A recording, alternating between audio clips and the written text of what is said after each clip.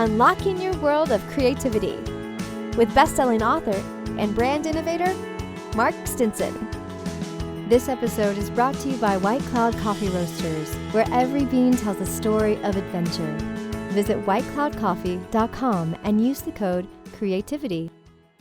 Welcome back, friends, to our podcast, Your World of Creativity, where we travel around the world talking to creative professionals of all kinds who are turning their ideas into impact, actually producing the creative work.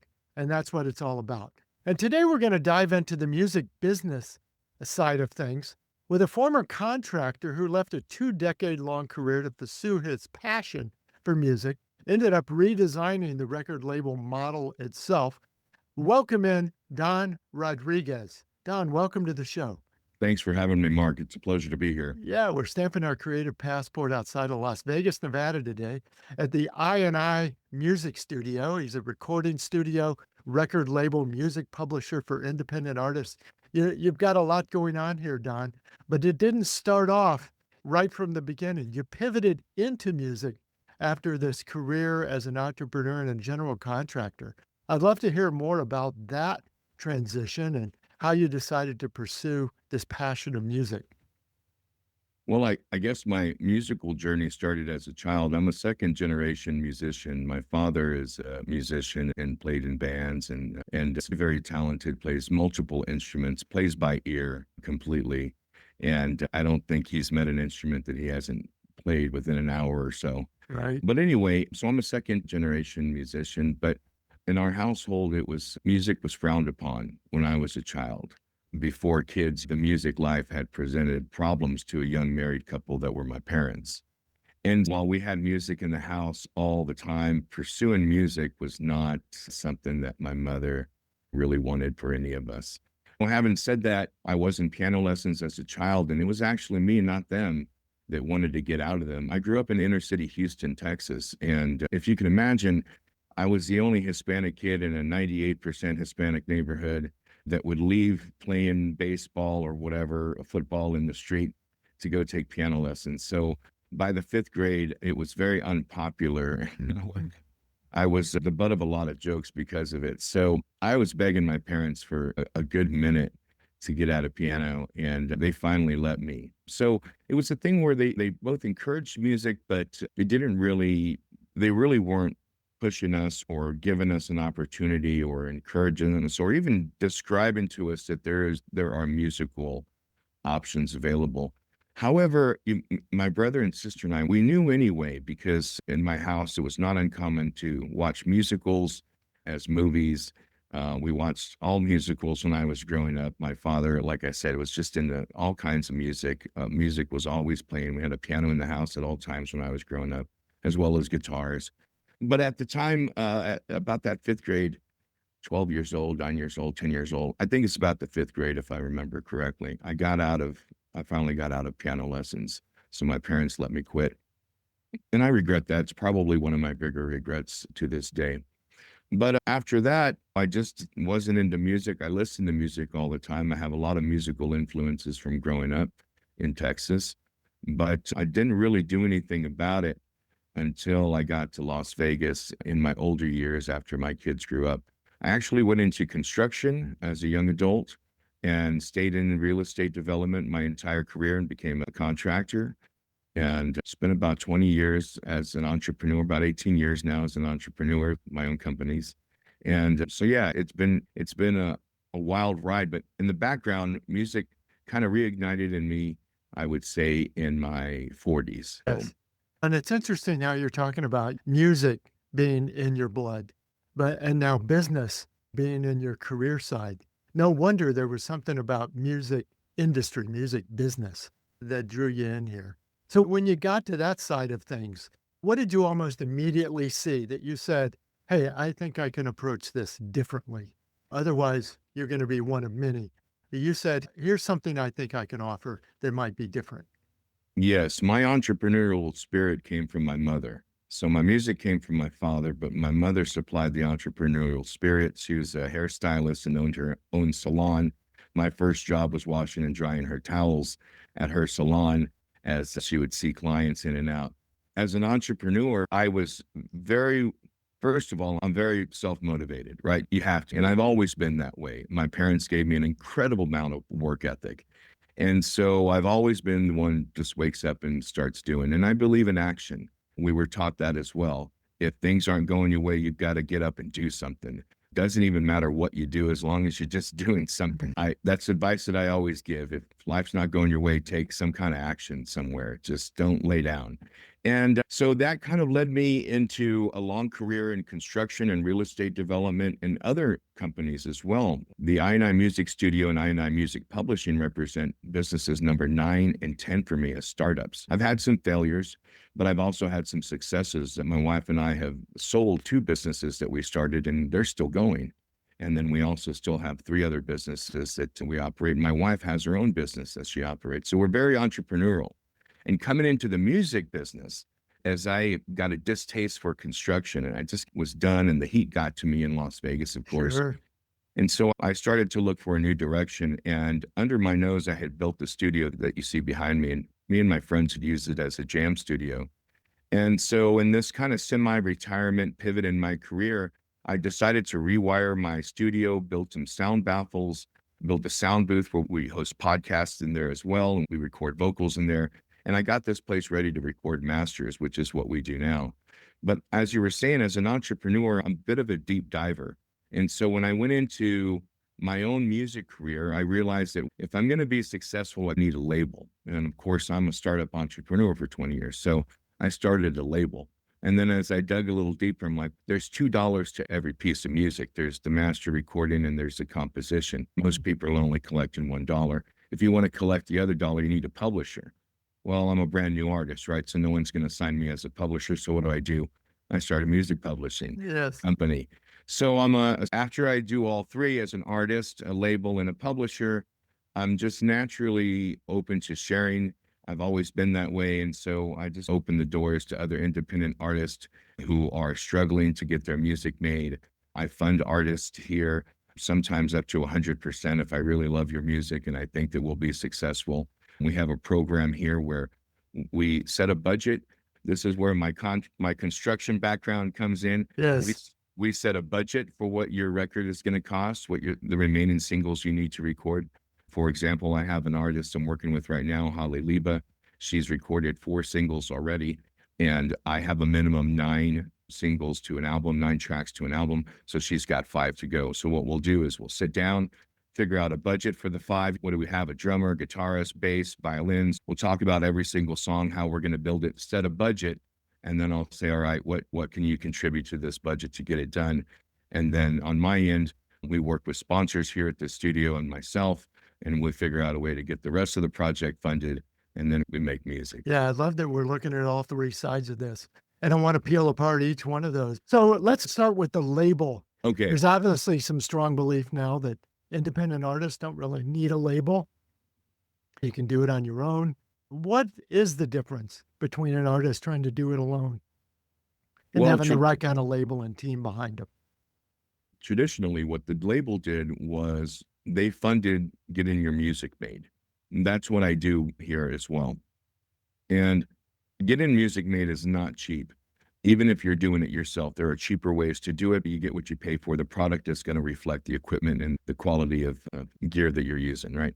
In our days, when we were younger, Mark, making music was impossible. Getting into a studio was just something as a kid that I could not have imagined doing. It's very difficult. You have to be discovered and all that stuff. And then once you were discovered, then the label said, okay, we're going to produce your album. We're going to pay all the musicians in the studio and the engineers, and we're going to get this thing made. Now, because they were fronting the money, they would own the product. In court, that still lasts today. The courts widely consider whoever paid for it owns it. And that's pretty much the general rule to start with. So to artists out there, always remember that whoever's paying for it typically owns it. So what I do at my studio is we flip that inside out. And we let the artists own their masters and their compositions. We'll get to that in a second. The label portion traditionally would then, because they've invested money into this artist by fronting all the funds and the capital needed to produce a record, they then go into promotions sending the music out to radio stations and getting them on concert tours, etc. That aspect of the label still exists. However, it is much easier for artists to promote themselves. You mentioned it. You hit the nail on the head. It is very difficult for me to sell label to anyone these days because people just believe that they don't need it. But I will tell you that when we upload to BMI and Sound Exchange, if you have a label, that puts our music in a different pot than other independent artists that do not have a label, even an independent label like ours. And the reason that is because it signals to the industry that other people believe in your music. Let me put it this way. Let's just back up for 1 second. There's 110,000 songs uploaded to streaming platforms daily. That's 1 million songs every 10 days. If I am, as a recording artist, if I am releasing aggressively, an aggressive schedule would be 1 song a month. My song is one among 3 million songs that month. What is more typical is a song every 2 months. So therefore, my song is one in 6 million songs in that same 2-month period. And so what the label is important for is for us to be recognized that other people believe in our music. As long as these big streaming platforms believe that your grandma is funding your music project, you're probably going to go into that single pot. And as a label, the other thing that we want to do is record albums because we're building a catalog of your music. If you intend on being a long-term musician, if you just got 1 or 2 song ideas, then by all means, record them at your home studio, upload them to DistroKid or another platform and put them out there. But if you're looking at being a serious musician, you need a label, you need a publisher, and you need the right metadata and actually a long list of certain things got to be right in order for us to be noticed, not only by streaming platforms and playlists, but also by Netflix, Amazon, and all these other content creators that are in need of music all the time. Yes. And you were breaking down, there's the song, there's the production, the recording. So, the ownership that you're talking about, who paid for the song, the masters and the publishing. Again, put the traditional big label contracts on their head for a second. Where did the artist come out? Who's got the leverage? And what does that mean to today's independent artist? Well, right now, the big labels have all the leverage. They're losing it because there's a large population of independent artists and unhappy mainstream artists. More and more are coming out every day, mainstream artists, about how they're broke. And what it is, honestly, what gets everybody is a studio advance. Let's say that you, Mark, you're discovered at a mall doing a gig, and a big label A&R person says, hey, we want to sign you to a record deal. They're going to give you $1 million advance and make you happy. You're going to be super excited. You're going to take that money and you're going to spend it freely now because now you've made it. And you've been discovered. If they're bringing you into the studio, they legitimately believe in you. Right. But the problem with that advance is it is exactly what that is. The key word is an advance against the future earnings of your music. And the studio is going to earn that back before you make a dime of it. And they own the masters as well. So you're not really going to be collecting from masters. Your best way to collect is to go out and perform. So then they send you out to the concert circuits and live venues to start performing while you're recording or immediately after you record an album. They'll send you out for a year. This is your best opportunity to make money. But keep in mind, you're not even making money from your merch, because if they paid for the photo shoot and they paid for the t-shirts and they paid for the printing and the buttons and the patches, again, if they paid for it, they probably own that too. Most famously, this happened to Prince, which is why he dumped his name. He got to the end of his contract and was trying to leave Warner Brothers, and they said, oh, by the way, we own Prince and the Revolution. We own that whole name, the movie, everything, which is why he moved to a symbol, because every time someone would call him Prince, Warner Brothers, his old studio, was getting paid. So these are the things this is the way it operated in the past. And what we're seeing now, a lot of artists are going independent, but at the same time, the labels have a lockdown on what gets played on the radio and what gets played on Spotify. They own Spotify. I'm just going to be honest with you. Spotify was started by a group of kids who said, what we could do is stream the music to people, and they, instead of downloading it and owning it, If you recall, in iTunes, we used to be able to buy our music. When you Yes. and I were kids, we bought cassette tapes and CDs and records. But there was a time where we could buy iTunes music as well. And then Spotify came along and said, you know what? We like this streaming idea that Napster developed. And they made a deal with the big labels, basically saying, if you will allow us to upload your music catalogs on our platform, we'll split the revenue with you. And people aren't buying music anymore. They're actually renting music, just leasing music. And they're paying $14.99 a month to lease as much music as they want, but they never own it.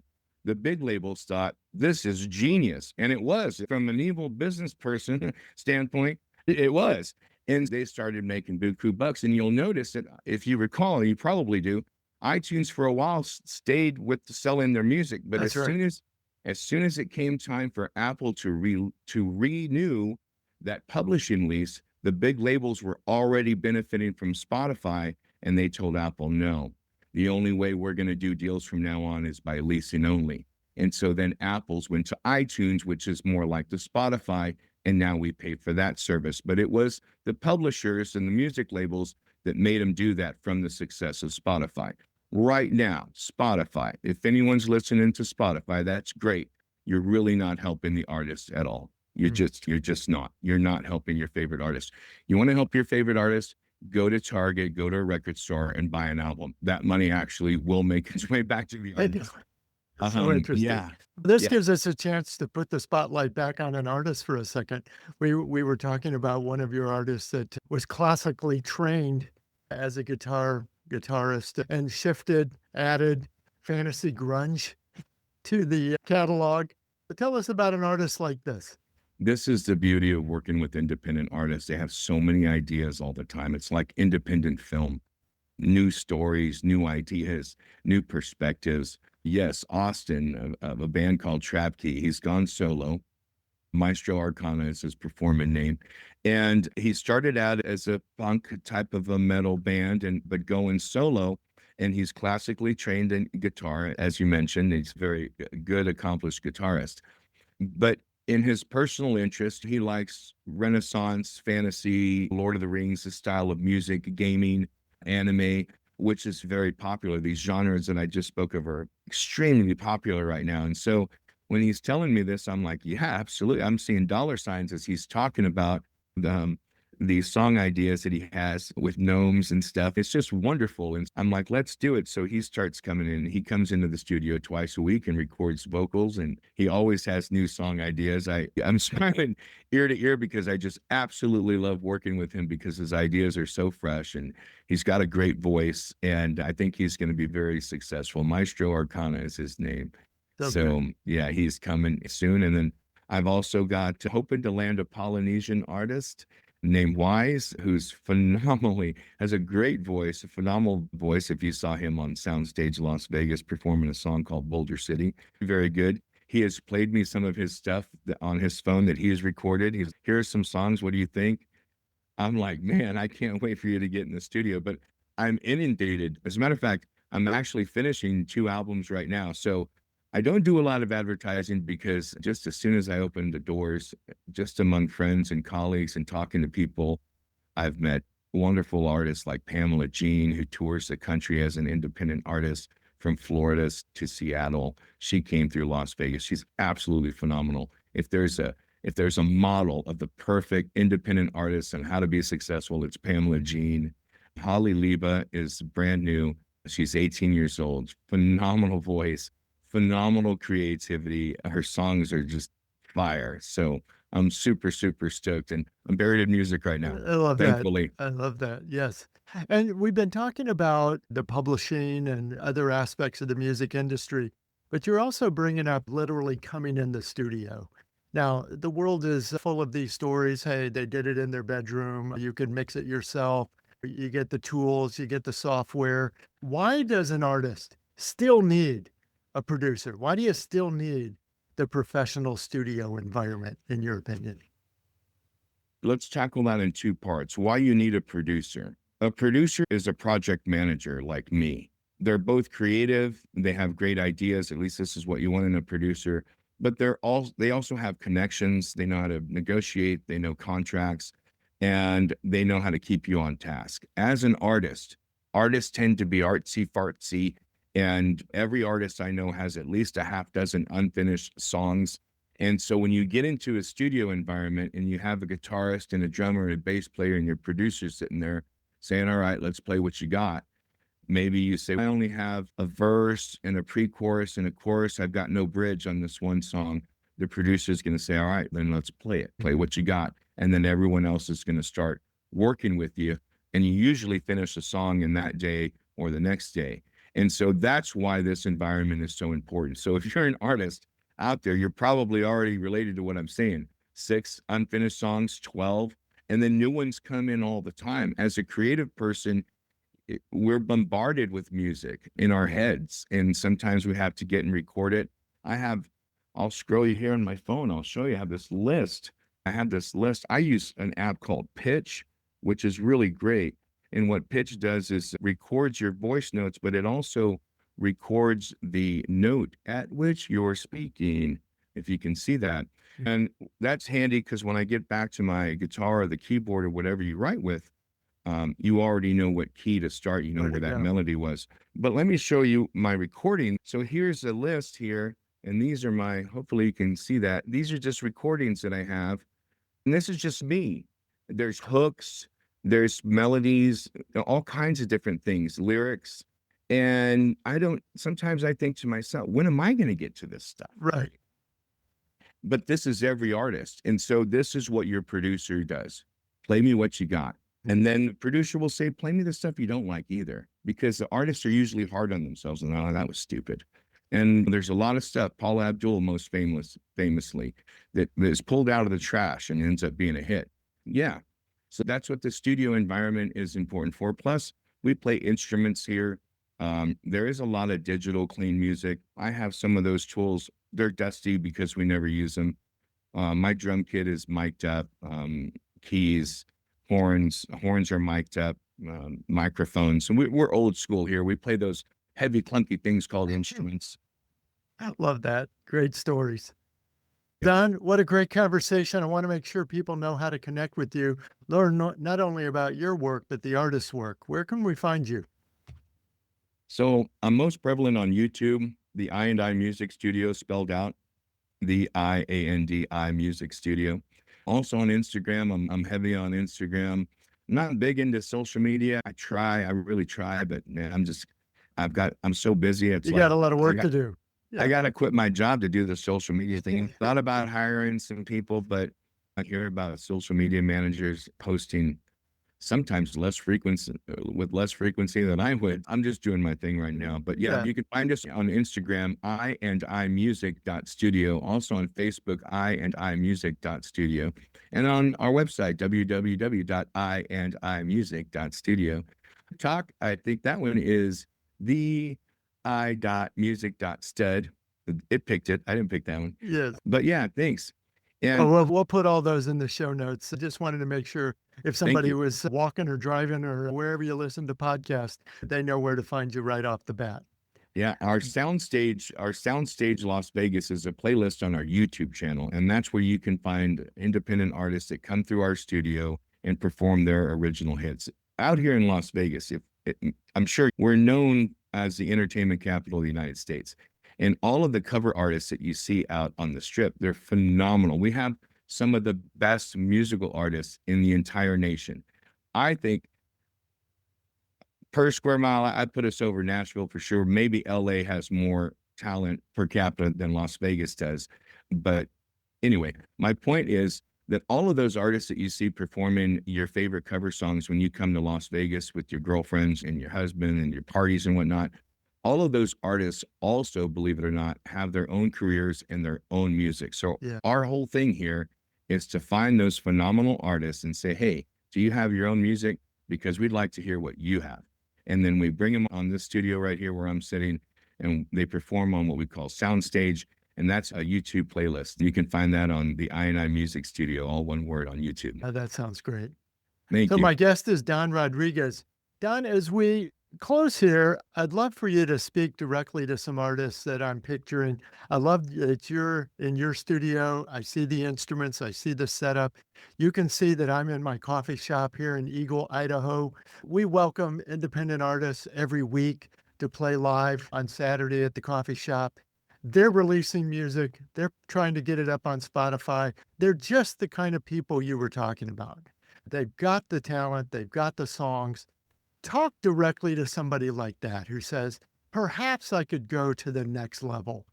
Hey, show me the structure, show me the steps. Where could they go next to pivot into what you've described as more of an ownership driven future that may have more potential for them in a real ecosystem of production and revenue?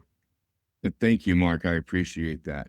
Yes, our contract in our record label contract and our single contract, the artist owns the masters and the compositions all the time, 100%, every single time. I do not own your masters and I do not own your compositions. The number one thing that you need to go to the next level is publishing. As I said earlier in the podcast, there are two sides to every song. There is the master recording, and then there is its underlying composition. If you imagine collecting $1 for every song, you should be collecting $2, one for the recording and one for the composition. And most artists don't have that structure in place to collect that publishing dollar. If you're an independent artist in Idaho, anywhere, I would urge you to contact me at admin@I&I Music.studio. That's ADMIN at IANDIMUSIC.studio.